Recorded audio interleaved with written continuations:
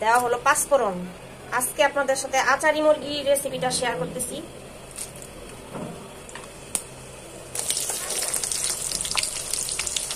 দেওয়া হলো পেঁয়াজ, তারপর দেওয়া হতেছে গোটা গরম মশলা,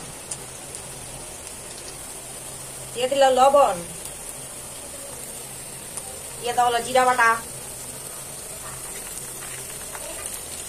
আদা বাটা, রসুন বাটা। তো অফ ক্যামেরায় পানি দেওয়া হয়ে গেল। ধনের গুঁড়া, মরিচের গুঁড়া, হলুদের গুঁড়া। এটাকে এখন সময় মতো ভালো করে কষায় নিতে হবে।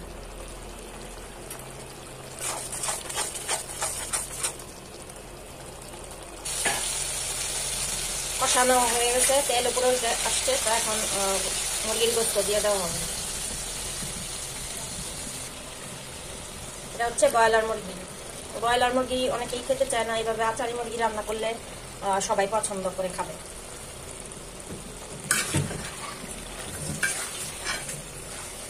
আর এখন আমাদের মধ্যবিত্তদের এই ব্রয়লার মুরগি ছাড়া চলেই না।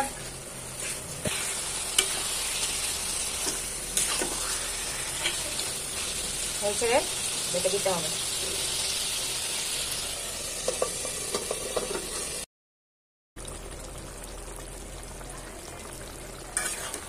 মাছ এইভাবে নেড়ে দিতে হবে, নাড়ানাড়ির উপরেই রাখতে হবে। আর এখানে কোনো পানি দেওয়া যাবে না, গোস্তের পানি যেটা উঠবে সেখান থেকে এটা সিদ্ধ হবে।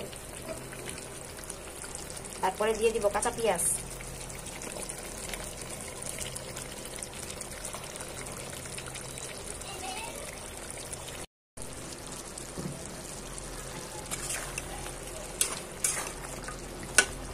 মুরগিটার থেকে যথেষ্ট পরিমাণ পানি বের হয়েছে।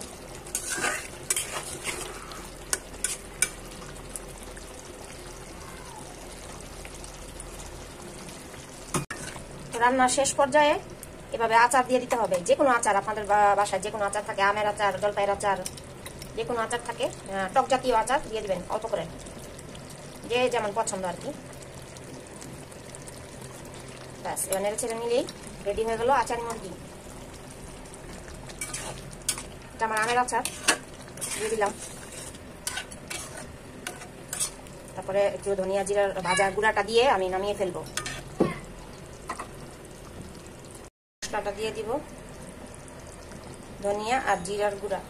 এটা আমরা সব খাবারেই শেষে নামানোর আগ দিয়ে দিই।